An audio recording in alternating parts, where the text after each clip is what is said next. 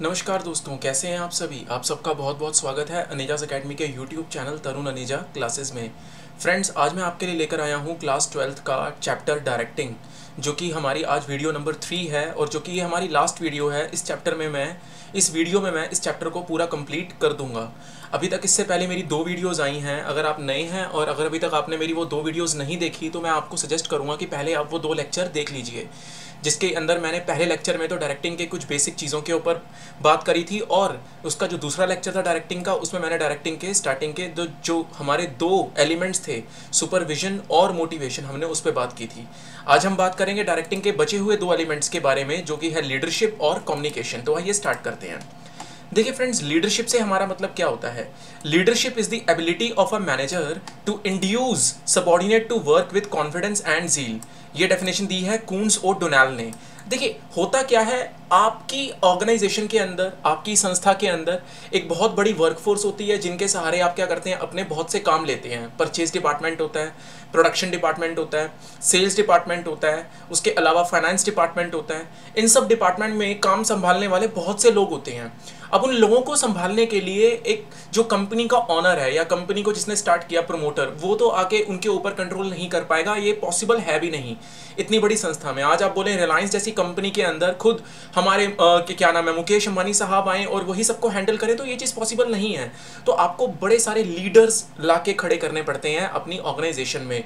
अलग अलग डिपार्टमेंट्स में अलग अलग लीडर खड़ा करना पड़ता है, जो जिनको आप टीम सौंप देते हैं, वो अपनी टीम को हैंडल करते हैं। तो यहाँ पे क्वालिटी निकल के आती है एक लीडर की, कि लीडरशिप की जो बात आती है वो यहाँ से पैदा होती है कि जब हम लीडर्स खड़े करते हैं, क्योंकि हम सारा काम खुद नहीं कर सकते, तो इसलिए यहाँ लीडरशिप की एसेंस निकल के आती है। सो लीडरशिप का मतलब क्या हो गया, ये मतलब हुआ simply ability of a manager. ये मैनेजर की एबिलिटी की तरफ इशारा करता है, जिसके द्वारा मैनेजर इंड्यूस करता है। ऑब्वियसली लीडर्स क्यों खड़े करे मुकेश अंबानी ने अपनी रिलायंस में, ताकि वो जो लीडर्स हैं वो इंड्यूस कर सकें, वो प्रेरणा दे सकें इनको सबॉर्डिनेट्स को, कि वो काम करें प्रॉपर कॉन्फिडेंस और जील मतलब उत्साह के साथ। तो ये डेफिनेशन दी गई है किनके द्वारा, कून्स और डोनाल्ड के द्वारा।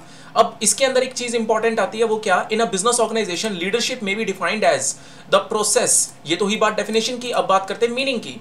एक बिजनेस संस्था में लीडरशिप का मतलब होता है, it may be defined as the process influencing the behaviour of employees at work towards the accomplishment of organisational objective. ये वो प्रोसेस है, लीडरशिप के अंदर एक प्रोसेस लेके चली जाती है, लेके चलते हैं हम, जिसके अंदर हम अपने एम्प्लॉयज का बिहेवियर क्या करते हैं, इन्फ्लुएंस करते हैं, ताकि ऑर्गेनाइजेशन के ऑब्जेक्टिव्स क्या हो सके, फुलफिल हो सके, पूरे हो सके। तो लीडरशिप में लीडर्स का मेनली काम यही होता है, टारगेट यही होता है कि अपने जो टास्क फोर्स है, अपनी जो एम्प्लॉयज की, जो सबॉर्डिनेट्स की पूरी कंप्लीट फोर्स है, उनसे काम निकलवाना, उनको एक ऐसे रास्ते पे चलवाना ताकि वो अच्छे से काम कर पाएं। अब इसमें एक लीडर के काम करवाने के कई तरह के स्टाइल्स होते हैं। एक लीडर कई तरह का होता है। तो हमारे पास यहाँ पे कोर्स में 3 टाइप के लीडर के बारे में बताया गया है। तो लीडरशिप स्टाइल्स कहा जाता है वो। Depending on the use of authority, एक लीडर किस तरह से अपनी पावर्स का यूज करता है, उस पर डिपेंड करता है कि लीडरशिप के स्टाइल्स क्या होंगे। So there are 3 basic styles of leadership. Number 1 is autocratic, number 2 democratic and number 3 laissez faire. Friends, autocratic की बात करते हैं, तीनों ही अलग अलग हैं। ऑटोक्रेटिक से मेरा मतलब, अगर मैं आपको एक वर्ड में ऑटोक्रेटिक का मीनिंग बताऊं तो आप समझ जाएंगे, हिटलर। जर्मनी का एक शासनकर्ता था हिटलर। आप सबको पता है हिटलर की कहानी का क्या है। हिटलर एक बहुत ही ज्यादा क्रूअल एक लीडर माना जाता था। हर कोई उसकी बात माने, ऐसा हिटलर एक्सपेक्ट करके चलता था। कोई भी जो व्यक्ति उसकी बात मानने से इनकार करता था, लीडर होने के नाते, उस समय तो वो उनको मरवा देता था। हालांकि आज ऐसा नहीं है। तो एक क्रूअल टाइप लीडर, मतलब बहुत सख्त लीडर, ऑटोक्रेटिक या ऑथोरिटेरियन भी कहा जाता है इसको, लीडर कहलाता है। He gives order and expects his subordinate to obey those orders। जैसे मैंने आपको बताया हिटलर के बारे में, सेम वैसा यहाँ है। वो ऑर्डर देगा और वो मानेगा कि उसके सबॉर्डिनेट उस ऑर्डर का क्या करें, फॉलो करें। This leadership style is effective in many situations, like in a factory where the supervisor is responsible for production on time and has to ensure labor productivity। Factory में भी जहां supervisor को कहा जाता है इज रिस्पॉन्सिबल, वो responsible होता है किस चीज के लिए, प्रोडक्शन के लिए, कि भाई आपको टाइम पे प्रोडक्शन कंप्लीट करनी है, and has to ensure labour productivity. Supervisor को कहा जाता है फैक्ट्री के अंदर कि आपको लेबर की प्रोडक्टिविटी भी देखनी है और टाइम पे काम भी करना है, यानी इफेक्टिवनेस और एफिशिएंसी। टाइम पे खत्म करने की बात को कहा जाता है इफेक्टिवनेस और प्रोडक्टिविटी मेंटेन करने की बात को कहा जाता है एफिशिएंसी। तो दोनों बातों के ऊपर जोर दिया जाता है। ये ऑर्डर आए हैं कहां से? सुपरवाइजर के लिए। कहां से? एक लीडर से, ऑटोक्रेटिक लीडर से, ऑटोक्रेटिक लीडर से। तो ये इसका एग्जांपल हुआ। डेमोक्रेटिक लीडर आप समझ सकते हैं। डेमोक्रेटिक लीडर क्या करता है? फैसले लेगा लेकिन साथ में अपनी एम्प्लॉइज से भी पूछेगा, उन फैसलों में भागीदारी उनकी भी लेके चलेगा। So a democratic leader will develop action plans and makes decision in consultation with his subordinates. अपने सबऑर्डिनेट के साथ प्रॉपर क्या करता है? कंसल्टेशन करने के बाद ही वो फैसले लेता है। He will encourage them to participate in decision making and this kind of leadership style is more common nowadays. आज की डेट में यही टाइप के लीडर चलते हैं फ्रेंड्स। अगर आप आज की डेट में ऑटोक्रेटिक होकर काम चलाने की सोचेंगे तो आपके पास एम्प्लॉय टिकेगा नहीं। सो नेक्स्ट इज लेजिस्फेयर। लेजिस्फेयर और free rein leader does not believe in the use of power. ये बिल्कुल फ्री माइंड का होता है, नाम से पता लग रहा है फ्री रायन। ये सारी की सारी जो अथॉरिटी होती है वो एम्प्लॉइज में हैंड ओवर कर देता है और अपनी तरफ कोई भी पावर रखता नहीं एक्सेप्ट इन सर्टेन सर्कमस्टांसेस।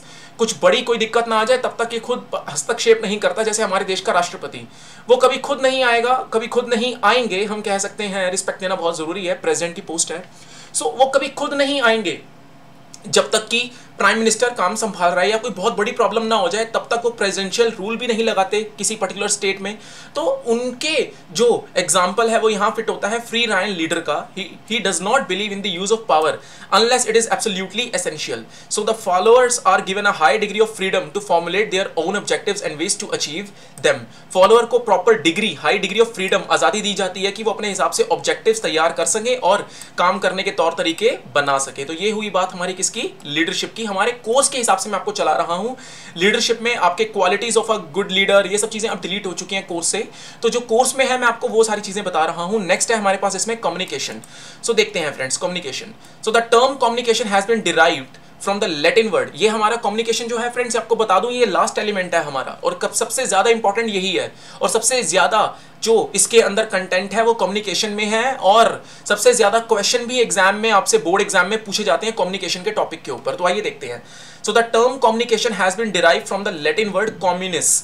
ये जो शब्द है कम्युनिस, ये एक लैटिन वर्ड है, यहां से कम्युनिकेशन शब्द पैदा हुआ जिसका मतलब होता है कॉमन, कॉमन, एक जैसा। So the communication may be defined as an exchange of ideas. Ideas का exchange। अब मेरे कोई विचार हैं, फैक्ट्स, मैं कोई बातें जानता हूं, ओपिनियन मेरी कोई सोच है, इमोशंस मेरे कुछ इमोशंस हैं, मैं वो कम्युनिकेट कर रहा हूं फ्रॉम वन पर्सन, मैं कर रहा हूं to another person. So to create mutual understanding. Mutual understanding का मतलब वही कॉमन अंडरस्टैंडिंग, इसलिए यहां पे इसका वर्ड निकल के आया है कम्युनिकेशन। सो ये तो हुई बात हमारी कम्युनिकेशन की डेफिनेशन की। अब बात करते हैं कम्युनिकेशन के टाइप्स की।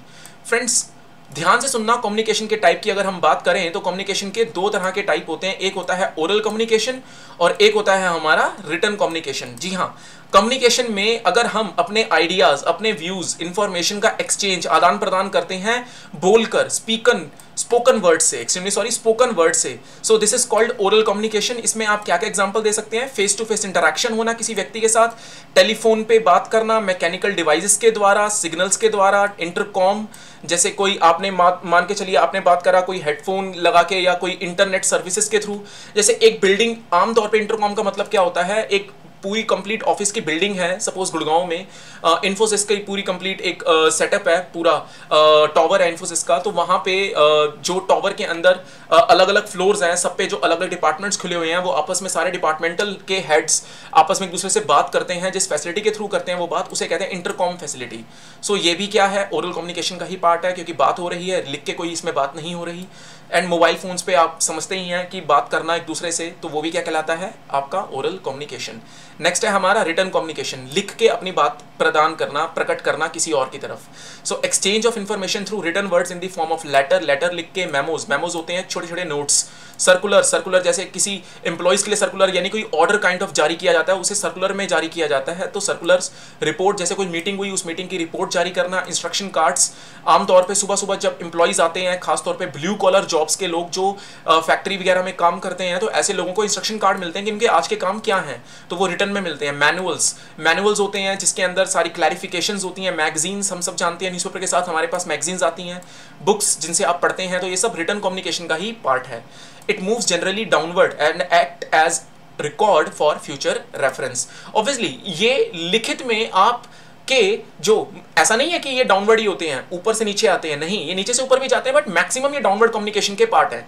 अभी पढ़ेंगे हम डाउनवर्ड अपवर्ड कम्युनिकेशन क्या होता है। ऑब्वियसली डाउनवर्ड का मतलब होता है जब सीनियर कोई बात जूनियर तक पहुंचाए, वो डाउनवर्ड कम्युनिकेशन है। और जब अपवर्ड की बात हो, जब जूनियर कोई बात अपने सीनियर तक पहुंचाए, वो अपवर्ड है। तो लिख के कोई बात समझाने की बात, जो समझाने की जो कला है, वो सीनियर्स करते हैं यूज किनके लिए, अपने जूनियर स्टाफ के लिए। सो कम्युनिकेशन इस तरह से हमारा जो है टाइप्स वो दो पार्ट्स में हो गया, ओरल एंड रिटन। अब बात करते हैं कम्युनिकेशन को आगे फर्दर। देखिए कम्युनिकेशन को हम चाहें तो क्लासिफाई ऐसे भी कर सकते हैं, फॉर्मल और इनफॉर्मल। सबसे इंपॉर्टेंट क्लासिफिकेशन फ्रेंड्स यही है और क्वेश्चन इसी में से आता है। सो फॉर्मल कम्युनिकेशन, इनफॉर्मल कम्युनिकेशन। अभी पढ़ेंगे क्या है। फॉर्मल को आगे हम तीन पार्ट्स में बांटते हैं, वर्टिकल, हॉरिजॉन्टल और डायगोनल। और आगे वर्टिकल दो पार्ट्स में है, अपवर्ड एंड डाउनवर्ड। आइए देखते हैं वन बाय वन देखते हैं, so don't worry about that. पहले बात करते हैं फॉर्मल कम्युनिकेशन की।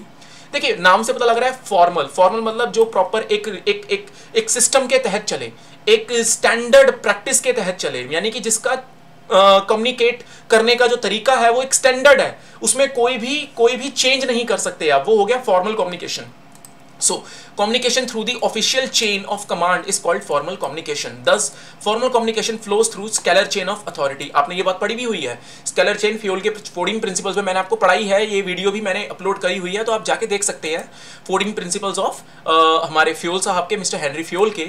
सो उसमें जो स्केलर चेन था वो और कुछ नहीं था फ्रेंड्स, वो फॉर्मल कम्युनिकेशन का ही पार्ट था। बिकॉज किस तरीके से ए बी को बी, सी को सी, डी को डी, ई को कम्युनिकेट कर रहा है और कोई भी एक दूसरे को बीच में क्या कर रहा है, कट नहीं कर रहा, स्किप नहीं कर रहा, तो वो फॉर्मल कम्युनिकेशन का एग्जांपल है। And generally it may take place in the form of written communication such as notes, memos, letters and reports.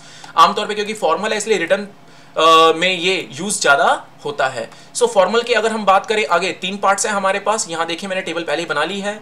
Formal के तीन पार्ट्स हैं, वर्टिकल, हॉरिजॉन्टल एंड डायगोनल। पहले बात करते हैं वर्टिकल की। फ्रेंड्स वर्टिकल नाम से पता लग रहा है जो खड़ी अवस्था में हो। अब खड़ी अवस्था में कम्युनिकेशन ऊपर से नीचे हो सकता है या नीचे से ऊपर जा सकता है।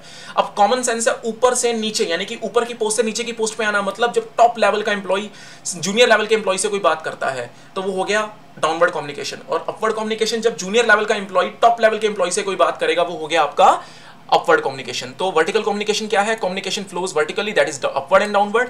अपवर्ड हो गया नीचे से ऊपर की तरफ, तो it refers to flow of communication from lower level to higher level. It consists of information relating to subordinates. Subordinates का काम, performance, opinion, suggestion, subordinate कोई suggestion देना चाहते हैं, कोई बात रखना चाहते हैं अपनी एक सॉफ्ट कॉर्नर के थ्रू, या कोई अपनी कंप्लेंट्स लेके जाना चाहते हैं सीनियर तक, तो वो अपवर्ड कम्युनिकेशन का यूज करते हैं। और रही बात डाउनवर्ड कम्युनिकेशन की, तो इसका बिल्कुल उल्टा है। It refers to flow of communication from higher level to lower level. Top level से जब बॉटम लेवल पे कोई इंफॉर्मेशन लोअर लेवल पे इंफॉर्मेशन जाती है, उसी को कहते हैं डाउनवर्ड कम्युनिकेशन।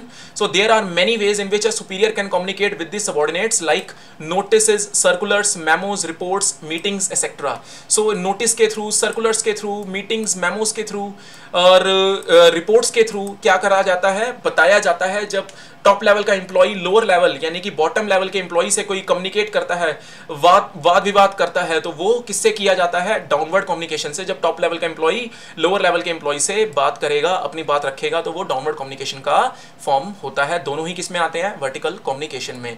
अब देखिए आपको मैंने बताया था फॉर्मल के तीन पार्ट होते हैं, वर्टिकल के हमने अपवर्ड डाउनवर्ड पढ़ लिए। अब बात करते हैं हॉरिजॉन्टल और डायगोनल की। ध्यान से सुनिएगा मेरे दोस्तों। सो अब बात रह गई हमारी हॉरिजॉन्टल एंड डायगोनल की। सो देखिए हॉरिजॉन्टल कम्युनिकेशन, हॉरिजॉन्टल मतलब जो लेटी हुई अवस्था में होता है, यानी कि जब एक डिपार्टमेंट का हेड दूसरे डिपार्टमेंट के हेड से बात करेगा ऑफ सेम पोस्ट, यानी कि परचेज डिपार्टमेंट में आपका purchase departmental head sales department के सेल्स डिपार्टमेंटल हेड से बात करे, तो वो हो गया आपका हॉरिजॉन्टल कम्युनिकेशन। एक और एग्जांपल, परचेज डिपार्टमेंट का हेड के अंडर आता है परचेज मैनेजर, ऐसे ही सेल्स डिपार्टमेंट के हेड के अंडर आता है सेल्स मैनेजर।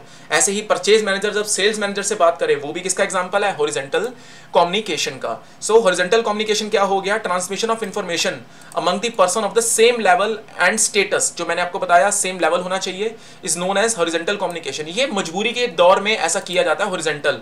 क्यों, क्योंकि कई बार क्या होता है, कोई ऐसी सीरियस इंफॉर्मेशन है जो पहुंचानी है एक डिपार्टमेंट से दूसरे डिपार्टमेंट को, तो वहां बड़ी प्रॉब्लम हो जाती है समय की, क्योंकि ये पूरा सिस्टम होता है फॉर्मली ऑर्गेनाइज्ड। अब ऐसे में टाइम ना लगे, टाइम के इस चक्रव्यूह में फंसने से अच्छा है आप क्या करें, आप हॉरिजॉन्टल कम्युनिकेशन का यूज करें और हॉरिजॉन्टली आप इजीली बात कर सकते हैं। इसमें ध्यान देने वाली बात यह है कि आपको अगर हॉरिजॉन्टली किसी और डिपार्टमेंट के सेम लेवल के, जो आपका लेवल है उसी लेवल के किसी पर्सन से बात कर रहे हैं, तो आपको अपने डायरेक्ट सीनियर को पहले ये इन्फॉर्म कर देना चाहिए कि आप बात कर रहे हैं। ऐसे ही वो दूसरा डिपार्टमेंट वाला भी अपने डायरेक्ट सीनियर को इन्फॉर्म कर दे कि वो आपसे बात कर रहा है, तब आप कर सकते हो। और अगर आपको याद हो तो हमने 14 प्रिंसिपल्स ऑफ हेनरी फ्योल में स्केलर चेन में इसका नाम क्या दिया था मेरे दोस्तों? इसका नाम हमने दिया था गैंग प्लैंक। क्या नाम दिया था? Gang Planck. जी हाँ, ठीक समझे। तो वही गैंग प्लैंक जो है वो इसका एग्जाम्पल है, वही हॉरिजॉन्टल कम्युनिकेशन है, और यहाँ पे वही गैंग प्लैंक की ही बात हम यहाँ कर रहे हैं। तो आगे पढ़ते हैं। कह रहे हैं flow of information from purchase manager to the production manager. अब परचेज मैनेजर, प्रोडक्शन मैनेजर, दोनों ही डिपार्टमेंट अलग अलग हैं, बट दोनों आपस में जब एक दूसरे से सेम लेवल के हैं लेकिन बात कर रहे हैं, तो वो क्या एग्जांपल हो गया? हॉरिजॉन्टल कम्युनिकेशन का। अब बात आ जाती है डायगोनल कम्युनिकेशन की। देखिए, डायगोनल कम्युनिकेशन के अंदर भी डिपार्टमेंट अलग होते हैं, बट यहाँ पे स्टेटस सेम नहीं होता। जैसे for example sales departmental head और उसके अंडर आता है सेल्स मैनेजर, और वहां प्रोडक्शन डिपार्टमेंटल हेड और उसके अंडर आता है production manager. So production departmental head किसे जब बात करेगा सेल्स मैनेजर, तो ये हो गया डायगोनल। क्यों? क्योंकि देखो यहाँ पे प्रोडक्शन डिपार्टमेंटल हेड की पोजीशन ऊपर है और जबकि सेल्स मैनेजर की पोजीशन नीचे है, लेकिन डिपार्टमेंट अलग अलग हैं, तो ये हो गया आपका diagonal communication. You know, diagonal जैसे आपकी ज्योमेट्रिक फिगर में क्रॉस सेक्शन बनता है, तो वही यहाँ पे क्रॉस सेक्शन बनता है डायगोनल कम्युनिकेशन में। अगेन ये भी मजबूरी के टाइम पे यूज होता है कम्युनिकेशन, जब बहुत जल्दी आपको कोई इंफॉर्मेशन पहुंचानी हो और समय का अभाव हो, तो आप डायगोनल कम्युनिकेशन का यूज कर लिया करते हैं। So it refers to flow of communication from higher level to lower level, and there are many ways. यानी कि higher level to lower level से मैंने आपको एग्जांपल दिया था अभी स्टेटस का, तो स्टेटस सेम नहीं है। And there are many ways in which a superior can communicate with his subordinates like notices, circular memos. यहाँ पे भी ऑब्वियसली फॉर्मल के स्ट्रक्चर के अंडर पढ़ रहे हैं, इसलिए यहाँ पे भी सारी चीजें रिटर्न में ही होती हैं। आमतौर पर ओरल कम्युनिकेशन इनफॉर्मल कम्युनिकेशन के अंदर आता है। आप ओरली कोई चीज बोलते हैं तो वो इनफॉर्मली हो जाती है, वो इनफॉर्मल हो जाती है क्योंकि उसका कोई सबूत नहीं है, आपने बोला है या नहीं, आगे चल के कोई पर्सन मुकर सकता है। तो जब भी किसी फॉर्मल स्ट्रक्चर के बारे में आप पढ़ रहे हैं, जैसे कि मैं आपको यहाँ फॉर्मल कम्युनिकेशन के बारे में पढ़ा रहा हूँ, तो यहाँ सब कुछ मैक्सिमम रिटर्न में ही यूज हो रहा होगा, मैक्सिमम। और जबकि इनफॉर्मल में आपको सारी चीजें किसमें दिखेंगी? यस, आपको दिखेंगी सारी की सारी इनफॉर्मल के अंदर, ओरल कम्युनिकेशन के अंदर। सो यहाँ पे हमारी जो बात हो रही है वो यही है कि communication between people in different department, one holding a higher position to the another, and if a sales executive request, माफी चाहता हूँ, if a sales executive request the production manager to improve the quality of a product, यानी कि अगर sales executive सीधा production manager को जाके बोल दे, पहली बात तो देखो सेल्स एग्जीक्यूटिव का लेवल छोटा है और प्रोडक्शन मैनेजर का लेवल दूसरे डिपार्टमेंट में बड़ा है, तो वो जाके सीधा डायरेक्ट उसको बोल रहा है, तो ये क्या हो गया आपका diagonal communication. So though it violates the principle of unity of command, however it will help to save time and speed up action. And to speed up action. तो ये बात मैंने आपको बताई थी कि ये टाइम सेविंग और एक्शन में स्पीडी एक्शन लाने के लिए ये सब की चीजें की जाती हैं। सो नेक्स्ट है हमारे पास इनफॉर्मल कम्युनिकेशन। मेरे दोस्तों, इनफॉर्मल कम्युनिकेशन में क्या होता है? फॉर्मल का जस्ट अपोजिट होता है। Informal communication it is based on informal relationship. यहाँ नहीं पता होता कि आपका सीनियर कौन है, आपका जूनियर कौन है। इवन एक सीनियर एक जूनियर आपस में बात कर रहे होते हैं एज एन इनफॉर्मल वे। अब देखो, आप जब ऑफिस में हैं, ऑफिस आवर्स में हैं, आप कोई बात बोलना चाह रहे हैं एज अ मैनेजर अपने सीनियर को, लेकिन आप बोल नहीं पा रहे क्योंकि फॉर्मल स्ट्रक्चर आपको वो आज़ादी नहीं देता बोलने की। लेकिन कैफेटेरिया में रिसेस टाइम पे आप ये बात रख पाते हैं, ब्रेक आवर्स में आप ये बात रख पाते हैं, तो ये चीज़ कहीं ना कहीं आपको इनफॉर्मल कम्युनिकेशन में ही देखने को मिलेगी।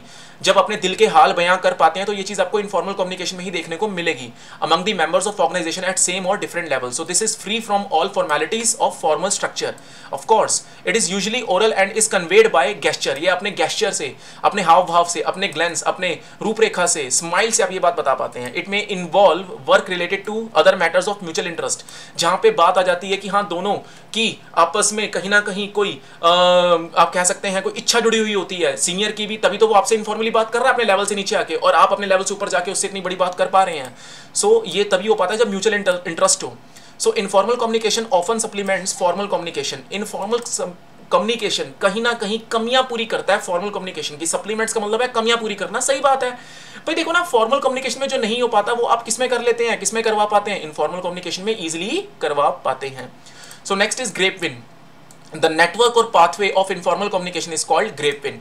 ये वो रास्ता है, वो तरीका है जिसमें आप क्या करते हैं, जिसके थ्रू आप इनफॉर्मल कम्युनिकेशन करते हैं। अब ग्रेपविन चैनल्स होते हैं जिसके थ्रू आप इनफॉर्मल कम्युनिकेशन करवा पाते हैं, राइट। तो ग्रेपविन असलियत में ऐसा कुछ नहीं, जैसे आपने देखा होगा अंगूर की एक बेल होती है। अब उस अंगूर की बेल के अंदर क्या होते हैं, कहीं से भी गुच्छे में, कहीं से भी, कहीं पे भी अंगूर निकल रहा है, किसी से कोई अंगूर, किसी से कोई अंगूर कनेक्टेड है। तो वही ग्रेपविन कम्युनिकेशन ही एक पाथ होता है, रास्ता होता है जिससे इनफॉर्मल कम्युनिकेशन डिस्क्राइब किया जाता है।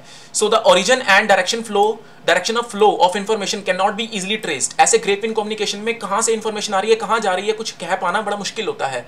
सो ग्रेपविन इज स्ट्रक्चरलेस, इसका कोई स्ट्रक्चर नहीं होता and it grows towards all direction, ये कहीं भी जा सकता है, जैसे अंगूरी गुच्छे की बात हुई हमारी।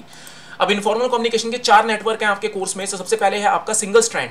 सिंगल स्ट्रैंड तो सिंगल लाइन होती है जो कि आप बहुत स्ट्रिक्टली फॉलो करते हैं। एक लाइन, एक पर्सन दूसरे को दूसरा, तीसरे को तीसरा, चौथे को चौथा, पांचवे को ऐसे इन्फॉर्मेशन देगा, राइट जी। तो वो हो गया आपका सिंगल स्ट्रैंड, यानी कि ये वाला पर्सन जो क्रॉस सेक्शन है, ये इस पर्सन को, ये वाला इस पर्सन को, ये वाला इस पर्सन को, ऐसे करके इन्फॉर्मेशन दे रहा है। तो ये हो गया आपका single strand. Next is gossip. Gossip क्या होती है, जैसे हमने देखा होगा आंटियां, सोसाइटी की, मोहल्ले की आंटियां मिलके एक बीच में बैठ जाती है और बाकी चारों उसके आसपास घेरा लगा देती हैं और ये बोलती है, चारों सुनते हैं। जैसे ई बोल रहा है, ए बी सी डी सुन रहे हैं, तो ये हो गया gossip chain. Each person communicate with all others and non selective basis. कभी ई ए से बात करता है, कभी ई बी से, कभी ई सी से, कभी ई डी से। देखने वाली बात यह है यहाँ पे कि ई ने घेरा लगाया है, ई अपना माहौल बना के बैठा हुआ है ए बी सी डी के साथ और आपस में बातें चल रही हैं। सो ये हो गया आपका गॉसिप चेन। ये भी आपके लिए क्या है, एक तरह का इनफॉर्मल कम्युनिकेशन है, क्योंकि वाद विवाद हो रहा है, बातचीत हो रही है। सो नेक्स्ट इज प्रोबेबिलिटी।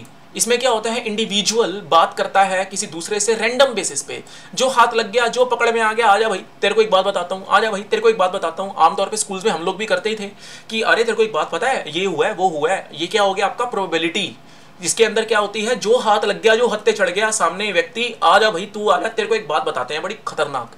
तो ये हो गया आपका प्रोबेबिलिटी टाइप कम्युनिकेशन। ये भी किसके अंदर आता है, इनफॉर्मल में। जैसे ये देखो, इसके हत्ते ये लगा, इसने इसको इन्फॉर्मेशन दी, इसके हत्ते ये लगा, इसने इसको इन्फॉर्मेशन दी, इसके हत्ते ये लगा, इसने इसको इन्फॉर्मेशन दी, इसके हत्ते ये लगा। इस पर्सन ने 3 लोगों को बताया, जबकि इसने एक को बताया, इसने किसी को नहीं बताया फिलहाल, क्योंकि इसके कोई हत्ते लगा नहीं, इसने भी किसी को नहीं बताया। ये बेचारा अकेला रह गया, क्यों, ये अभी उस टाइम प्रेजेंट ही नहीं था वहाँ पे एट दैट टाइम, तो इस वजह से इसको वो इन्फॉर्मेशन मिल नहीं पाई। तो this is all what we called probability type communication. Next is cluster. Cluster में क्या होता है, here the individual passes information.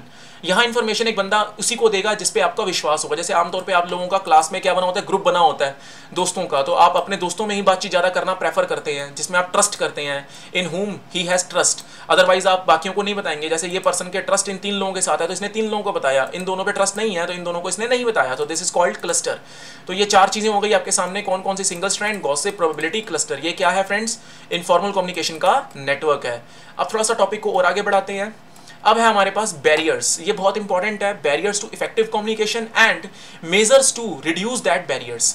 जब हम कम्युनिकेशन करते हैं तो हमारा मेन मकसद होता है मेरी बात, मैं कौन हूँ, मेरी बात, मैं हूँ सेंडर, मैसेज भेजने वाला, राइट। अब मैं यहाँ बैठ के आप तक इन्फॉर्मेशन दे रहा हूँ और आप लोग कौन है, आप लोग हैं रिसीवर। आप लोग उस चैनल पे बैठ के अपने मोबाइल फ़ोन से, अपने लैपटॉप से, या अपने क्या नाम है, डेस्कटॉप कंप्यूटर से, या अपने स्मार्ट टीवी से, राइट जी। तो आप क्या कर रहे हैं, आप मेरे लेक्चर्स को देख पा रहे हैं। बट अगर आपको ये लेक्चर के जो भी बातें मैं इन लेक्चर्स के द्वारा आपको समझाना चाहता हूँ, अगर आप लोगों को नहीं समझ में आएगा तो मेरा कम्युनिकेशन का कोई फ़ायदा नहीं है। अब मैं एज अ सेंडर आप लोगों तक इन्फॉर्मेशन पहुँचाता हूँ, as you are a receiver, as you all are receivers. So आप लोगों तक इन्फॉर्मेशन अच्छे से जाए, इस चीज़ का मुझे ध्यान रखना होगा। बट ऐसा कई बार होता है, कहीं कुछ दिक्कतें आ जाती हैं, कहीं कुछ परेशानी आ जाती हैं, उन्हीं का नाम दिया गया है बैरियर्स। तो बैरियर्स क्या है, एनी टाइप ऑफ हर्डल यानी दिक्कतें, परेशानियां, ब्लॉक, बॉटल नेक, कबाब की हड्डी, in the path of communication, it is called barriers to effective communication. Bottleneck का मतलब होता है कबाब की हड्डी, गले की हड्डी, राइट। सो जो हम कहावत में बोलते भी हैं, क्या गले की हड्डी बना पड़ा है, right. So they are as all follows, माफी चाहता हूँ, दे आर एज फॉलोज। क्या क्या है ये, एक एक करके देखते हैं। फिलहाल ये 4 तरह के होते हैं, एक एक करके बात करते हैं। पहला है सिमेंटिक बैरियर। देखिए समझ लेते हैं पहले सिमेंटिक बैरियर क्या होता है। सिमेंटिक बैरियर होता है वो वाले टाइप ऑफ बैरियर्स जो कि गलत वर्ड और गलत सेंटेंसेस का यूज करने की वजह से सामने वाला रिसीवर जो होता है आपकी बात का गलत मतलब निकाल लेता है, उसे ही नाम दिया गया है यहाँ पे semantic barriers. So the term semantic is used to describe things that deal with the meaning of words and sentences. आप जब गलत मीनिंग यूज़ करते हैं, यानी कि कुछ ऐसे वर्ड यूज़ कर लेते हैं जिनका मीनिंग आपका जो मतलब है, या सेंटेंस ऐसे कुछ यूज़ कर लेते हैं जिनका मीनिंग डिफरेंट आ रहा है, आप कुछ और बताना चाह रहे थे, सामने वाले ने कुछ और समझ लिया। Words and symbol use to communicate में mean different things of different persons for different persons. हम सब जानते हैं कई ऐसे वर्ड्स होते हैं जो बोलने में एक से लगते हैं बट अर्थ उनके अलग अलग होते हैं। जैसे एग्जाम्पल के तौर पे अगर मैं बात करूं द वर्ड्स बाय, खरीदने वाला, बी वाई बाय, और प्रीपोजिशन और एक बी वाई ई बाय, टाटा वाला बाय। सो तीनों के बोलने में आप सेम ही एक फीलिंग पाएंगे बट तीनों के मतलब अलग अलग हैं। So people interpret the same meaning in different ways depending upon their attitude, experience, education etcetera. सामने वाले को कितनी नॉलेज है, कितना एक्सपीरियंस है, कितना उसका सोचने का तर्क शक्ति है, तो उसके हिसाब से वो अर्थ निकाल लेगा। एंड फॉर एग्जाम्पल, इसका एग्जाम्पल भी दे सकते हैं, profit may mean one thing to a manager, profit may mean one thing to a manager while it is interpreted differently by the workers। Profit manager के लिए तो एक ही है बट प्रॉफिट का मतलब जो होता है वो वर्कर के लिए अलग है। वर्कर उसे अपनी सेंस में ले सकता है, वर्कर उसे कंपनी की सेंस में ले सकता है। प्रॉफिट का मतलब एक वर्कर अलग अलग तरीकों से निकालेगा, हालांकि मैनेजर तो यही कहेगा प्रॉफिट मतलब जो ऑर्गेनाइजेशन का प्रॉफिट है, राइट।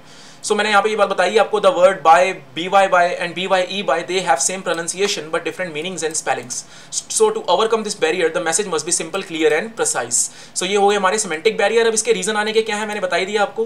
बैडली एक्सप्रेस मैसेज, आपने मैसेज गलत शब्दों का चुनाव करके, इनअप्रोप्रिएट वर्ड्स का चुनाव करके आपने किया। सिंबल्स आपने गलत यूज किए, कोई ऐसे वर्ड, कोई सिंबल आपने ऐसे गलत दिखाया, जैसे साइन ऑफ विक्ट्री आप दिखाते हैं, अब इसका मतलब आज़ादी है, शायद सामने वाले को ये चीज़ समझ में ना आई हो। ऐसे फॉल्टी ट्रांसलेशन, आपने ट्रांसलेट गलत किया इंग्लिश टू हिंदी, लैंग्वेज आपने गलत यूज करी। अनक्लैरिफाइड अजम्पशन, फॉर इंस्टांस अब मान के चलो boss ask the subordinate to take care of guest. अब बॉस ने तो बोला कि आपको अपने ध्यान, आपने क्या करना है, आप है मैनेजर, आपके बॉस ने आपको बोला कि आपको हमारे गेस्ट, हमारे क्लाइंट का ध्यान रखना है। अब ध्यान रखने का मतलब क्या है कि आपको सिर्फ उसे होटल तक छोड़ के आना है, आपने ऐसा समझा। जबकि ध्यान रखने का मतलब ये था कि उसकी कोई दिक्कत, उसे कोई परेशानी ना हो, उसका to boss it means the subordinate should take care of conveyance, उसके आने जाने का प्रॉब्लम ना हो, अकोमोडेशन, उसके रहने की उसकी दिक्कत ना हो, फूड की and all other necessary things until he leaves the company, जब तक वो कंपनी नहीं छोड़ देता। बट सबऑर्डिनेट ने क्या समझा, he may interpret that guest should be taken to hotel with care, कि उसे बस होटल तक छोड़ के आना है, बस उसके बाद क्या है, ध्यान दे देगा अपने आप, बच्चा थोड़ी है वो। उसने इतनी बात करी तो यहाँ पे बॉस के टेक केयर का मतलब और एम्प्लॉइज के टेक केयर के सोचने का मतलब दोनों में डिफरेंस आ गया। So here the guest suffers because of these unclarified assumptions. कहीं ना कहीं भुगतान अगर आगे चल के उसको दिक्कत आई हो गेस्ट को, तो वो गेस्ट ने भुगता होगा उस प्रॉब्लम को। एंड ऐसे ही body language and gesture decoding, if what is said, अब ऑब्वियसली कई बार हमारी बॉडी लैंग्वेज होती कुछ है और हम बताना कुछ चाह रहे होते हैं, हम अंदर से बड़े खुश होते हैं लेकिन कई बार खुशी के मारे हमारी आंखों से आंसू आ जाते हैं, शायद सामने वाला उस चीज को कोई गलत मीनिंग ले ले। So body language and gesture decoding, सामने वाला गेस्चर को डिकोड मतलब उसे पढ़ लेता है गलत तरीके से। If what is said and what is expressed through body movements and gesture differ, communication में भी रॉन्गली परसीव्ड। आप सब समझ आ रहा है, अगर मैं देखूं यहाँ और बोलूं वहां तो सामने वाला कहेगा भी ये पागल है क्या, ये देख वहां रहा है बोल यहाँ रहा है, राइट। तो ऐसे में सामने वाला जो होगा, हो सकता है उस तक इन्फॉर्मेशन सही तरीके से ना पहुंच पाए, रिसीवर तक इन्फॉर्मेशन सही तरीके से ना पहुंच पाए, उसे लगे ही ना कि मैं तो उससे बात कर रहा हूं। तो ये प्रॉब्लम आ जाती है, ये 5 किस में सिमेंटिक बैरियर्स के अंदर। अब बात करते हैं ऑर्गेनाइजेशनल बैरियर्स की। फ्रेंड्स, ऑर्गेनाइजेशनल बैरियर हमारा क्या है, टाइप 2 बैरियर है। अब ये ऑर्गेनाइजेशन के कॉम्प्लेक्स स्ट्रक्चर की वजह से आता है। तो the complex organisation structure with scalar chain restrict कर देता है फ्री एंड फ्रीक्वेंट कम्युनिकेशन जो होना चाहिए। कई बार ऑर्गेनाइजेशन में इतनी सख्ती होती है, इतनी परेशानी होती है कि उस चक्कर में ये जो बैरियर्स हैं ये पैदा होते हैं, ये स्थान ले लेते हैं। एंड टू मेनी लेवल्स कि आपको यहाँ से गुजरना पड़ेगा, अपनी बात को लेके पहुंचाना है तो वहाँ जाना पड़ेगा अपनी बात को रख के। It cause delay and distortion in message, उसमें मैसेज में दिक्कतें आती हैं, मैंने ये बात स्केलर चेन में भी बताई थी आपको। To overcome this barriers management में permit horizontal and diagonal communication, अभी हमने ऊपर भी बात करी, इस प्रॉब्लम से बचने के लिए ही हॉरिजॉन्टल और डायगोनल का यूज होता है। अब इसके कुछ बैरियर्स नीचे दिए गए हैं। पहले तो ऑर्गेनाइजेशन की पॉलिसीज इतनी ऐसी हैं कि भाई हाईली सेंट्रलाइज्ड, सारा काम एक पर्सन से होके गुजरेगा, ऐसे में सपोर्टिव नहीं हो पाता फ्री फ्लो कम्युनिकेशन का। कम्युनिकेशन जो होता है फ्री फ्लो मूवमेंट नहीं ले पाता, फ्रीली ट्रांसफर नहीं हो पाता, एक बात से दूसरे एक बात को दूसरे एक पर्सन से दूसरे पर्सन तक पहुंचाने में बहुत ही दिक्कत आती है। नेक्स्ट है रूल्स एंड रेगुलेशन इतने सारे होते हैं कि कम्युनिकेशन स्ट्रिक्टली फॉलो होता है एंड जो चेन ऑफ कमांड प्रिस्क्राइब की गई होती है जिसमें कई सारे डिलेज हो जाते हैं। स्टेटस, कई बार जूनियर जो होता है वो अपने सीनियर से बात करने में, सबऑर्डिनेट जो होता है अपने सीनियर से बात करने में घबराता है, स्टेटस क्यों की वजह से कि भैया मेरे सीनियर का स्टेटस बहुत ज़्यादा है, और कई बार सीनियर जो होता है वो सबॉर्डिनेट से बात करने में कतराता है कि भाई मैं इससे बात करूंगा, इसका स्टेटस क्या है मेरे सामने। ये जो चीज़ है ये गलत होती है, बट हालांकि होती तो है कहीं ना कहीं ऑर्गेनाइजेशन में, आप सब समझते हैं। सो ये कहलाता है status. Some superior may not be ready to talk freely with subordinate, and similarly subordinate also not feel confident to talk freely with superior. कई बार सबॉर्डिनेट डरते हैं सीनियर से बात करने में, तो ये तब पैदा होती है problem. So they pass information what superior would like to hear. ऐसे में खास तौर पे सबॉर्डिनेट सिर्फ वही बात बोलते हैं अपने सीनियर के सामने जो वो सुनना चाहते हैं, और असली बात को, जो अनप्लेजेंट, जो दिल को दुखाने वाले फैक्ट होते हैं, वो क्या कर देते हैं, वो होल्ड बैक। होल्ड बैक का मतलब होता है छुपा लेना। So next is complexity in organisation structure. Organisation structure में इतने सारे लेवल्स होते हैं, कहीं ना कहीं ये आप कह सकते हैं ऑर्गेनाइजेशन पॉलिसी से रिलेटेड है। हालांकि इसके अंदर बात हुई है ऑर्गेनाइजेशन के लेवल्स के अंदर, वहां पॉलिसीज की बात हुई है तो दोनों ही ऑर्गेनाइजेशन के बैडली स्ट्रक्चर की वजह से। So next is organisational facility. कई बार ऑर्गेनाइजेशन आपको फैसिलिटी ही नहीं देती। यस, इसमें क्या होता है, कंप्लेंट बॉक्स की फैसिलिटी, सजेशन बॉक्स की फैसिलिटी, पब्लिक एड्रेसिंग सिस्टम जिसमें लोगों से आप वाद विवाद करें और लोगों से विचार विमर्श लें, ऐसा कोई सिस्टम नहीं होता। इंटरकॉम फैसिलिटी मैंने भी आपको ऊपर समझाया था, इन्फोसिस का गुड़गांव का एग्जांपल देके, जब एक बिल्डिंग में सारे डिपार्टमेंट के लोग एक दूसरे से बात करना चाहते हैं तो वो इंटरकॉम फैसिलिटी नहीं होती। सो इससे भी कम्युनिकेशन फ्रीली मूव नहीं हो पाता। सो ये हुई बात हमारी किसकी, ऑर्गेनाइजेशनल बैरियर्स की। अब आ जाते हैं आगे next, psychological barriers. Friends, psychological होता है इमोशन से जुड़ा हुआ, इमोशन से जुड़ा हुआ, जो एक रिसीवर और एक सेंडर, जो बात रिसीव करने वाला होता है वो रिसीवर, और सेंडर जो बात बताने वाला होता है वो होता है सेंडर। उनके इमोशनल फैक्टर्स की वजह से ये बैरियर पैदा होता है। So emotional or psychological factor which act as a barrier to communications या to communicators are called psychological barriers. अब जैसे एग्जांपल के तौर पे इमोशंस में एंग्री मूड हो सकता है आपका, ट्रबल्ड माइंड, आपका माइंड कहीं और हो सकता है, are few examples of psychological barriers. और इसके कुछ आप some of them are as follows, कुछ एक इसके आप टाइप्स देख सकते हैं यहाँ पे, 4 टाइप्स हैं यहाँ पे। सो देखते हैं कि करके। सबसे पहले है प्री मैच्योर इवैल्यूएशन। जी हाँ, प्री मैच्योर इवैल्यूएशन सबसे कॉमन होता है। देखो, मैं कोई बात बोल रहा हूँ, मेरी बात खत्म हुई नहीं और आपने उस बात का अर्थ पहले ही निकाल लिया। हालांकि ये चीज़ सही नहीं है। आपने अपने माइंड में पहले से ही कोई उसका अर्थ निकाला हुआ था, तो मैंने जो बात बोली आप पहले से ही सोच के बैठ गए, अच्छा सर के कहने का मतलब तो ये है। तो ये चीज़ होती है प्री मैच्योर इवैल्यूएशन। सामने वाले की बात खत्म होने से पहले उसका अर्थ अपनी मर्जी से कुछ भी निकाल लेना, जो कि कहीं ना कहीं मैसेज के जो सही मायने होते हैं उसे खत्म कर देता है। Here the receiver comes to conclusion. Receiver पहले ही निर्णय पे आ जाता है without fully going through the message को पूरा जाने। लैक ऑफ अटेंशन, अब मैं बोल रहा हूँ आप लोगों का ध्यान ही नहीं होगा, तो ये चीज़ भी सही नहीं है। आमतौर पे क्लासेस में हम जब एज अ टीचर्स पढ़ा रहे होते हैं तो स्टूडेंट्स का ध्यान नहीं होता, तो ये चीज़ होती है। और इवन कई बार स्टूडेंट्स कुछ बोलते हैं, कई बार टीचर कोई काम में बिजी होता है, कई बार टीचर का भी ध्यान नहीं होता। ये दोनों तरफ से दिक्कत आती है। Suppose an employee explains his problem to a manager while he is busy. जैसे यहाँ पे एक एम्प्लॉय लेकर आया अपनी दिक्कत मैनेजर के सामने, बट मैनेजर एक शीट बनाने में बिजी था, एक रिपोर्ट बनाने में बिजी था जो उसको उसके सुपीरियर ने दी थी। So he will be less attentive and does not grasp the message. वो मैसेज को प्रॉपरली ग्रास्प नहीं करेगा और ऐसे में एम्प्लॉय गेट डिसअपॉइंटेड। एम्प्लॉय को दुख होगा ऐसे में, और मैसेज का कहीं ना कहीं डिस्टॉर्शन हो जाएगा जो एम्प्लॉय पहुंचाना चाहता था, किसको, हमारे सीनियर को। Loss by transmission and poor retention. होता क्या है, कम्युनिकेशन को आप कई तरह के लेवल्स पे भेजते हैं, से गुजार के भेजते हैं। जैसे ए ने मैसेज बी को दिया, बी ने सी को, सी ने डी को, डी ने ई को। बट ए ने बी को दिया, बी ने इन्फॉर्मेशन सी को जो देनी चाहिए थी ए के द्वारा जो मिली थी, उसने उसमें कुछ ऐड करके या कुछ लेस करके भेजा, और फिर सी ने वो इन्फॉर्मेशन आगे डी को कुछ और ऐड या कुछ और लेस करके भेजी। तो ई तक वो बात पहुंची तो सही, बट ए की बात ई तक पहुंची बहुत तोड़ मरोड़ के, और ये आप सब समझते हैं ऐसा होता भी है।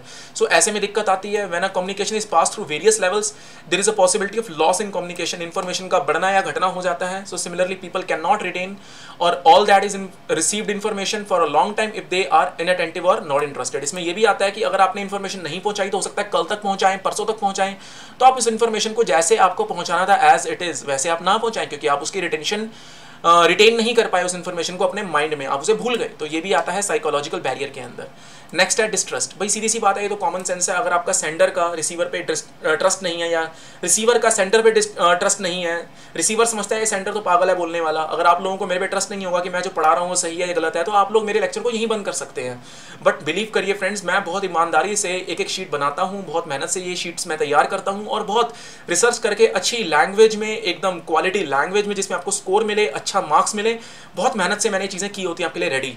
अभी मैं इस टाइम लेक्चर बना रहा हूँ, अभी पंखा भी नहीं है जो इस टाइम चल रहा हो, और अभी इस टाइम गर्मियों का टाइम है। हालांकि मैं इस टाइम हालांकि ये मैं आप पे एहसान नहीं कर रहा, ये मैं आपको दिखा रहा हूँ, बता रहा हूँ कि आपको ट्रस्ट करना चाहिए मुझ पे, बिकॉज यहाँ बैठ के हम बहुत मेहनत करते हैं ऐसे लेक्चर्स बनाने के लिए आप लोगों के लिए। सो प्लीज़ हम आपसे सिर्फ एक ही चीज़ एक्सपेक्ट करते हैं, आप लोग हमारे चैनल को सब्सक्राइब करिए, और अगर आपको अच्छा लगता है हमारे द्वारा ये की गई मेहनत आप लोगों के लिए, तो आप प्लीज़ हमारे लेक्चर को लाइक कीजिए और इसे एटलीस्ट अपने 5 लोगों तक शेयर कीजिए, अपने 5 फ्रेंड्स तक शेयर कीजिए, जो आपके स्कूल के ग्रुप्स हैं उसमें शेयर कीजिए, ताकि हम लोगों को प्रोत्साहन मिले और ऐसी चीज़ें हम आपके लिए और रेडली वे में तुरंत लेकर आते रहें। ये बहुत इंपॉर्टेंट आप लोगों के लिए रिक्वेस्ट है मेरी तरफ से। ये ट्रस्ट की फीलिंग होती है, अगर आप हमारे पे ट्रस्ट दिखाते हैं हम भी आप पे ट्रस्ट दिखाते हैं फिर। If the sender and receiver don't believe each other, they can not understand each others message in true sense. तो ये बात मैंने आपको बताई दी। ये हुई बात हमारी किसकी, साइकोलॉजिकल बैरियर्स की। अब बात करते हैं हमारा last barrier, that is called personal barrier.